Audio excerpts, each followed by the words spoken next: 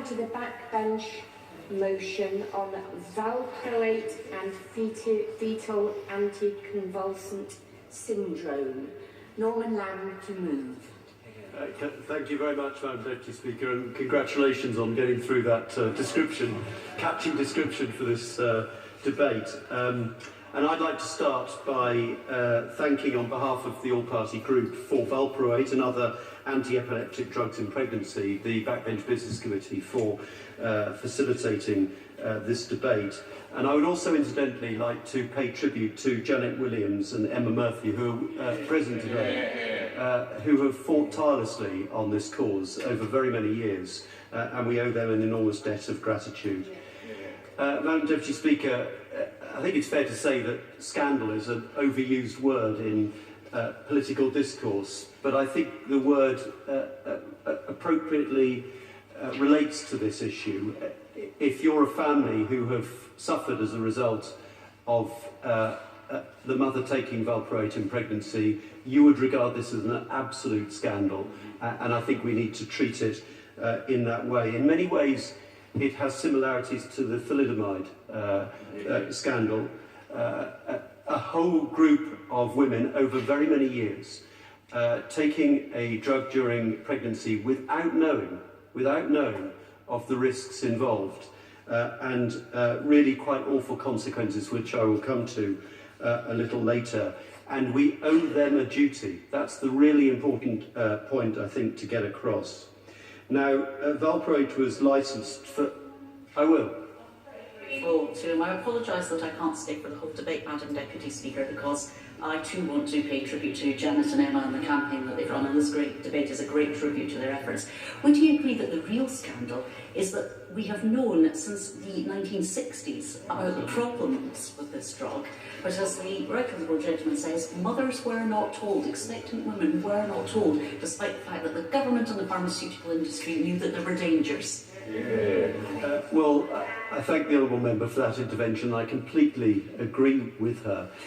Interestingly, the original product licence in March 1974 states, so this is way back then, in women of childbearing age, it should only be used in severe cases or those resistant to other treatments. So they knew in the 70s, and yet the appalling scandal is that so many women since then have had their lives completely turned upside down, with enormous consequences for the children born, because they weren't told. Give way on that. I will. So I'm really grateful to my right honourable friend for giving way. My constituent Nicola, who took sodium valproate through her pregnancy, her son has chronic fatigue, and the impact on her family is immense and expensive. We have fought and managed to secure medical support for her through hospitals in Manchester. Would you agree with me that there needs to be some government fund to make sure people who are victims of this have that support and are not relying upon their own means? Well, I thank my honourable friend for that intervention, and I completely agree. I will be coming on to make that case a little later on, but it seems to me to be unanswerable, and I think the government needs to reflect on that. But it was worse than just a sort of neglect of not telling women. From the minutes of the Subcommittee on Adverse Reactions, this is the subcommittee of the Committee on Safety of Medicines, in the minutes from 18th of July 1973, this document has been uncovered, and it reveals a real outrage, because it talks about keeping it from women, keeping the information, deliberately withholding it, especially, it says, as it could give rise to fruitless anxiety. And it says, nevertheless, they thought it would be best if prescribers were all made aware of the nature of the evidence and recommended that a statement similar to that proposed by ICI in respect of another product could be included in all relevant data sheets, but not on package inserts, so that there would be no danger of patients themselves seeing it. It's extraordinary. It's absolutely extraordinary. I give way. I'm grateful to my right honourable member for giving way on that point, and indeed on that very document. Would he share with me great disappointment if the original documents should go missing from the archive while these debates and this campaign is ongoing. Well, I thank the honourable gentleman for that intervention, and I mean, issues like this are of enormous concern, and it does raise the question as to whether there needs to be some sort of inquiry or a Hillsborough-style panel to look at exactly how this has happened. But I also think it's really important that we focus on the top priority, which is ensuring that women get told, that it's not used inappropriately, and that there is a compensation package of some sort. On that point, the right I will. Isn't it even more extraordinary, given what he said, that even now, this information and these warnings are not getting through effectively to pregnant women and their families? My constituent David Tout's own son has been affected by this. 20,000 children across the country in every single one of our constituencies. There's no sense of urgency from the MHRA or from the government. Absolutely. Well, I thank the honourable gentleman for that, or the right honourable gentleman, and I think he's absolutely right. That's how I feel about this. There's the sort of sense of inertia. For goodness sake, for as long as women are not getting told, there are more babies being born. This is the awful horror of this. I thank the right honourable gentleman for giving way, but I think many of us have been approached by constituents or groups in this House about several of these kind of drug scandals that in actual fact represent a very paternalistic time when the patient was not part of a team in an open discussion with the doctor. And I'm sure that there are many of these that they should be looked at together, because the principles of all of them are the same. Well, I think that's a very sort of profound comment to make, and it does reflect, I think, a changing attitude and culture, that it's thankfully now less paternalistic than it was, but there are still elements of that remain and that we need to keep fighting against. But I think she makes a good point that it relates to other products as well. Now, over the years since then, Madam, yeah, I'll take this and then I ought to make some progress. Thank you. Is he aware of the research done by the Independent Fetal Anti-Convulsant Trust, in fact, and they found that up to 400 babies have been born affected by valproate since the toolkit was launched in February 2016? Well, again, I thank the Honourable Lady for that intervention, and I am aware of that figure. And again, it's shocking that it just makes the point that this is a continuing scandal. It's not something from the dim and distant past. It continues today. Now, through the period since the 70s, Madam Deputy Speaker, bit by bit more information has emerged. In 2000, the information given to patients was changed to refer to the warning, but it took until then for anything to emerge. And then in 2005, Sanofi added, and it's an interesting question, did this downplay the risk? And it's one of the points that I think raises the question as to whether there needs to be some sort of panel investigation of this. Because in 2005, Sanofi said on their warnings to patients, some babies born to mothers who took Epilin during pregnancy may develop less quickly than normal and may require additional educational support. Well, that's putting it at its mildest, because actually the implications were far more serious than that. And the question is, did they know then? So these things, I think, need to be investigated further. So, Madam Deputy Speaker, it's important to just address the question of what the risks actually are. Well, amongst the general population, there is a risk of fetal abnormality of 2 to 3%. But if valproate is taken during pregnancy, that goes up to 11%. And the defects include spina bifida, malformations of the face, including cleft palate, the skull, limbs, organs, including heart, and respiratory issues. Also, and I think this is incredibly important not to disregard this, 30 to 40% of people taking valproate during pregnancy, there is a 34 to 40% risk of developmental problems. And these can include life-changing issues, poor speech and language skills, delayed walking, talking, behavioural problems, interaction, communication issues, low intellectual abilities. The consequences of this is incalculable. Memory problems, noise sensitivity, sensory issues, ADHD, it's already been mentioned, autism spectrum disorders. and it's estimated that about 20,000 babies have been affected by this since the 1970s. And this is another important point. It has had a profound impact on the mothers themselves, who too often have been treated as if they are to blame for the problems that their children face, and who then face years of guilt. And this is the really shameful aspect of this. And I wanted to just turn to some case studies. Becky Parish, a mother from my own county of Norfolk, she says that Logan is 7 and was born with a 7mm unilateral cleft lip and palate, which the geneticist confirmed was due to fetal valproate syndrome. He also has grommets and struggled with glue ear and bronchitis as a baby, has needed constant speech therapy, suffers ear infections. He has all facial features of FVS and is short in height and low in weight for his age.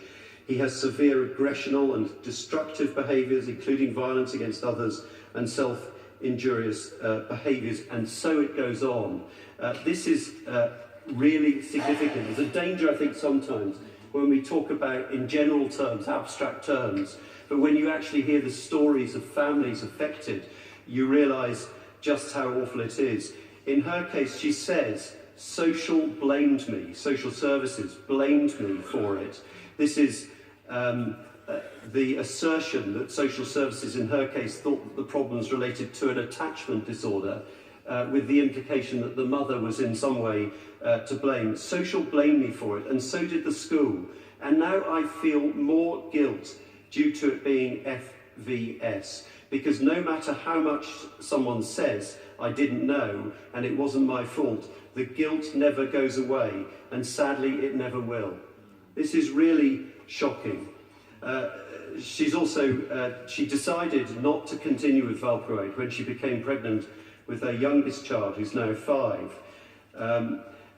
And she says that this was not a difficult decision. Her child's health was, in her view, far more important than her own seizures, a terribly difficult judgment for her to make. But she stopped straight away, and she was not put on any alternative treatment, despite conflicting messages from health professionals. Her specialist nurse, wait for it, told her that she was being selfish and made her upset at her 12-week scan. However, her neurologist said that coming off the drug was the best thing she ever had. So 2 completely conflicting messages. Carolyn Allen in Southampton talks about how her son requires support for a number of effects of this condition, including deafness of his left ear, noise sensitivity, speech and language delay. And she says he has been referred to Portage, speech therapy, occupational therapy, ophthalmic, hearing clinic, physiotherapy, community paediatricians, and has already had 1 operation to release his tongue tie. Just imagine the massive impact on this family of this condition.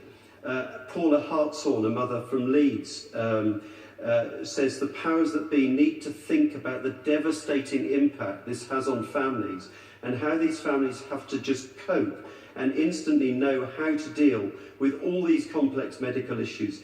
We have been left to give up on our jobs, our careers, social interactions, and everything that goes with a well-rounded life. There are no breaks for us. And these stories, just in my view, are heartbreaking. Mazzy Southam from Blackpool tells a story of not finding out until her daughter was nearly 20, when she actually managed to meet Janet and Emma and started a voyage of discovery after she'd been diagnosed with learning disabilities, dyspraxia, social anxiety disorder. She had to fight to get a geneticist to actually give advice and to investigate it, and who eventually confirmed that she has fetal valproate syndrome. A shocking fight to get justice in that case, which she shouldn't have had to go through. And she says, to me she's an angel and I wouldn't change her for the world. She said to me not long ago, I wouldn't want to be normal, I like my mad head. But it hurts me to say she doesn't and won't know any different, all down to the pills I took for my seizures.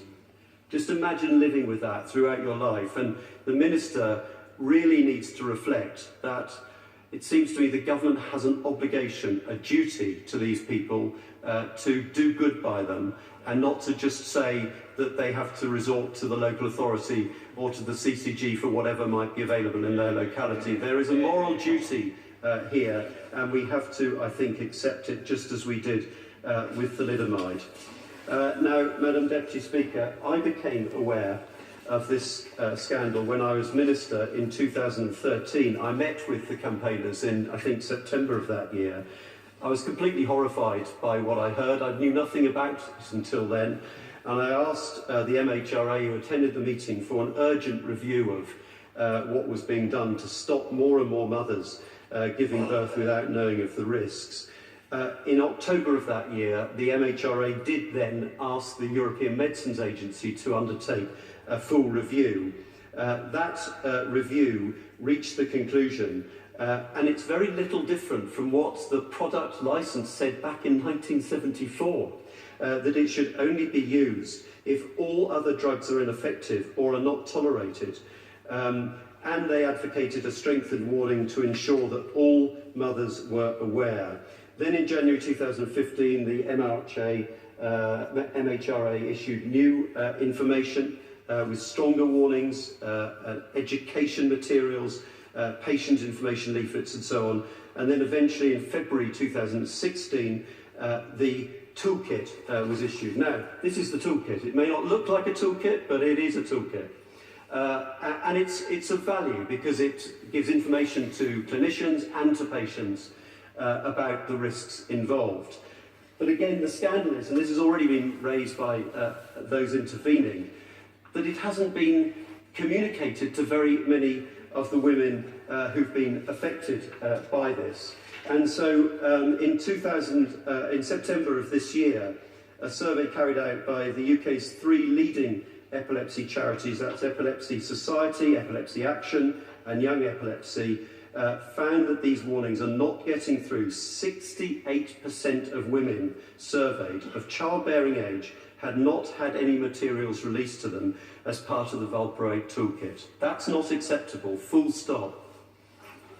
The Right Honourable Gentleman for accepting a further intervention, and he's making a very powerful case. The Honourable Lady mentioned earlier the paternalistic approach that the medical profession had perhaps taken in the past. Would he be as shocked as I am to learn that that paternalistic approach was still on evidence when I met the pharmaceutical company Sanofi to discuss getting information out to mothers only about 2 years ago, when they said it would be inappropriate to make that information available unsupported by very detailed advice from doctors. Of course it's important that they should be able to discuss the matter with their clinician, but women are able to understand and interpret intelligence too. Well, I thank the Honourable Lady for that intervention. I also incidentally pay tribute to her for her work on this, on the committee, the All-Party Committee, and her campaigning. And yes, the response she got from Sanofi 2 years ago was unacceptable. And it just, again, seeks to, or has the effect of hiding from women the full extent of this risk. And women ought to be presented with the evidence and then able to have the full discussion with the clinician about what steps to take. But the survey in September of this year also found that 18% of women did not know of the harm. Not that they hadn't received the toolkit, they still didn't know. So the system is just simply failing those women. Now I just want to, I will give way. Thank the Honourable Member for giving way. I stand here as an advocate for my constituent, Ms Carol Short, who describes having her son, a 26-year-old, locked in a man's body but unable to do much more than a 10-year-old. And would he agree with me that it really is shocking with CCGs and all the funding that comes from the public sector that we still can't get this message through? But could perhaps one solution be shorter prescription times, which perhaps may mean more regularity in actually getting that advice? Well, I agree with the point that he makes, and it's worth exploring that. There certainly need to be regular discussions, reviews of the woman's intentions about childbirth, but also the appropriateness of the treatment to that woman at that particular place and time. But that's something that should be investigated, I think, along with everything else. Now, Madam Deputy Speaker, I want to acknowledge a danger here, and it's a really important danger that needs to be properly considered. There is a risk that if all of the focus is on the risk of valproate, that women simply just give up and don't take any medication during childbirth, and that we then see a rise in unexpected deaths through epilepsy. And SUDEP Action raised this really important issue. 1,200 people die already through sudden unexpected deaths in epilepsy every year, and they estimate that about 42% of that total is avoidable. So we absolutely do not want to see any increase in that number. But for me, this just points the need for all women, indeed for all people with epilepsy, to have access to specialist teams wherever they live around the country. And my worry is that it's quite haphazard and variable what access is like around the country. Last Friday, I met with the specialist team in Norwich. It's a very, very good team, and I think and they explained to me how they've managed to reduce the use of valproate for women in childbearing years to a very, very small number. They say it's only a very small subset for whom there is no alternative. And then they can focus all of their attention on those women. But they said that that's not the case everywhere, that there's considerable variability around the country, that many women don't get access to the same specialist team. And so one of the things I would like the government to do, and the Minister to commit to, is to publish prescribing data for around the country. What is the level of the prescribing of this medication for every CCG around the country, so that we can pinpoint where overprescribing is taking place. And the interesting and rather concerning point is that if those specialists that I talked to are right, that it's only a very small subset, why is it that still, out of the 173,787 people with epilepsy taking valproate, 17,848 of those are women of childbearing age? This, to me, looks like a very substantial overprescribing, which is completely contrary to the guidance that is now being given. So if the guidance is clear that this should not be prescribed to women of childbearing age unless there is no alternative, or unless there is no alternative that is safe for that woman, why on earth are such a large number of women still being prescribed this medication? That in itself is a scandal, and the government needs to get to grips with it. And so I think the need for a holistic approach where women have access to specialist care, and where a full consideration can be given of the right arrangements for that woman to ensure that no woman is on valproate who doesn't need to be on it during those years of childbearing age, then we might start to see an end to this awful continuing scandal. So let me move finally to the steps that I think that we need to see from the government and from others.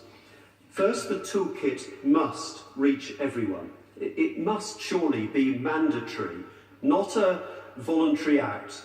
We can't surely, given the clear evidence from the survey of how many women are not getting this, we can't just rely on the current system to work, because it is not working. 400 babies born, as the Honourable Member said, since it was introduced. So this cannot continue. The warnings must be mandatory, along with raising awareness amongst GPs, pharmacists, specialists, midwives and health visitors.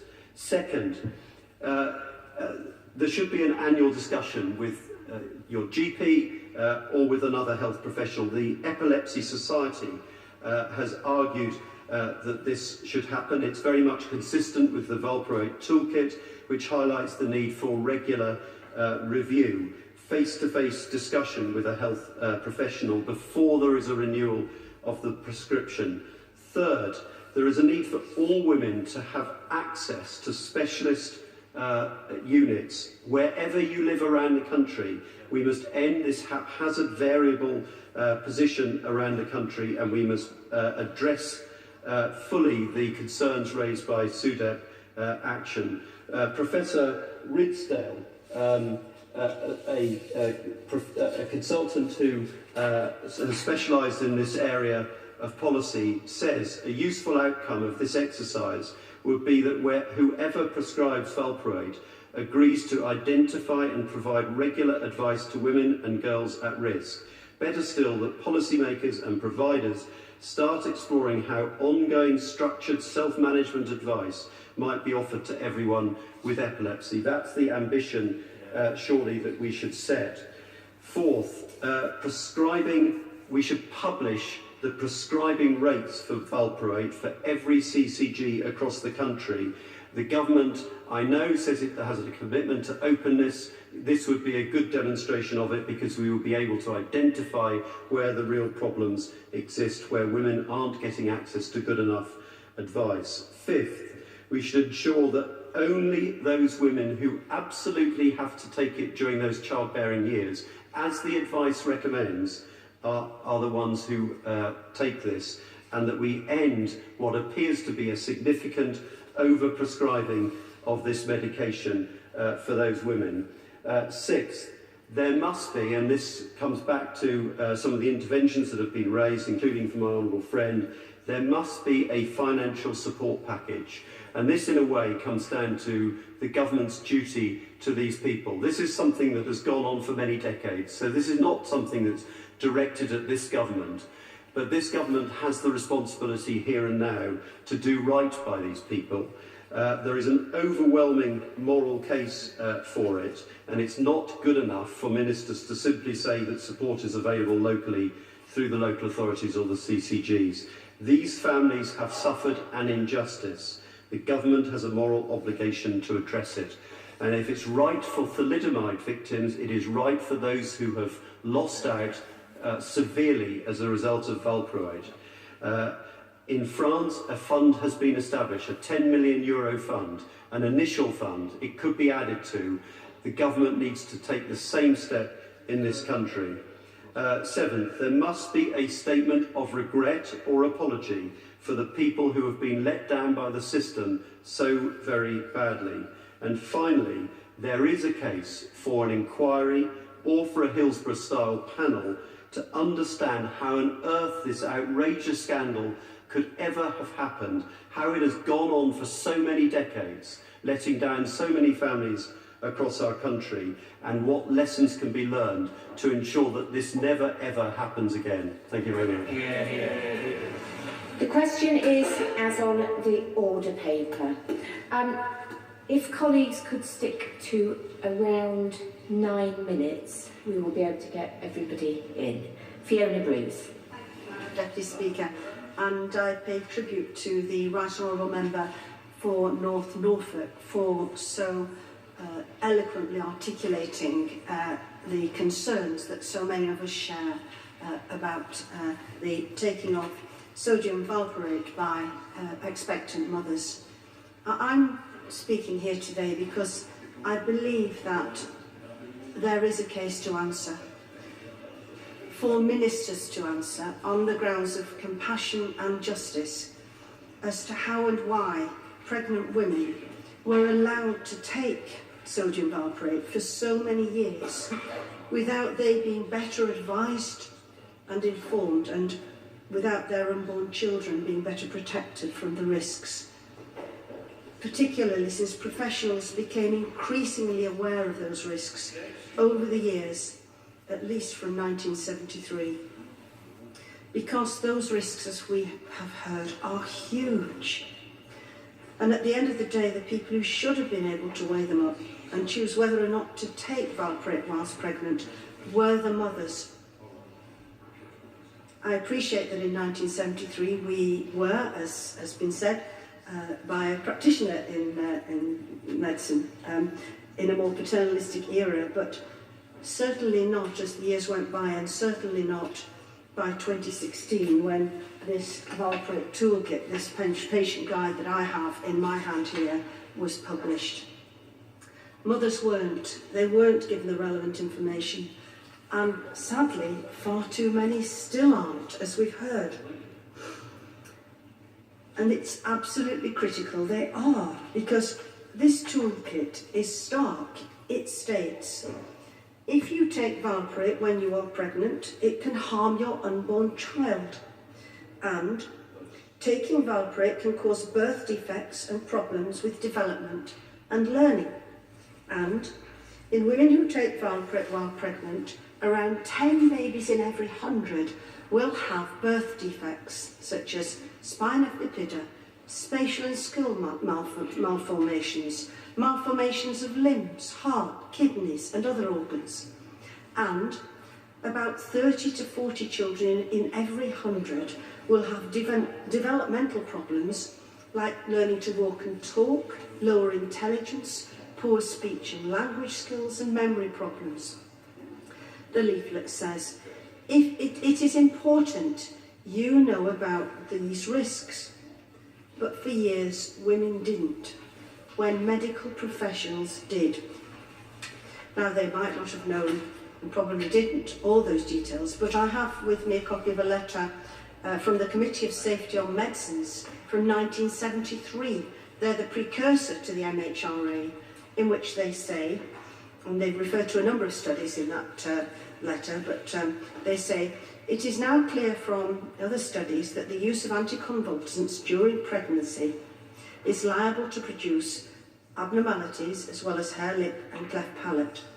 The risk appears to be low and not sufficient to justify stopping the use of anticonvulsants when they are necessary for the control of epilepsy. But nonetheless, there we have it, the fact that in 1973, that Committee on Safety of Medicines was aware. And then again, the licensing application in 1974, the documentation related to that, which the Right Honourable Member for North Norfolk has referred to, says that this particular product is licensed for use in general focal or other epilepsy. In women of childbearing age, it should only be used in severe cases or those resistant to other treatment. So, we know now that as long ago as 1973 and 1974, dangers were being raised. And then we heard that in response to these concerns, the CSM instructed that an alert must not go on the package inserts, and I understand this was so that patients would be prevented from fruitless anxiety. But the fact is that because patients didn't see it, they were denied this information and therefore the choice to abstain from these drugs. But they had very much more anxiety for many of them when the reality was that there were thousands of babies born with life-changing disabilities and deformities which could have resulted from the taking of this drug during pregnancy. Yes. Honourable Lady for giving way. Does she find it even more shocking that in 1973-74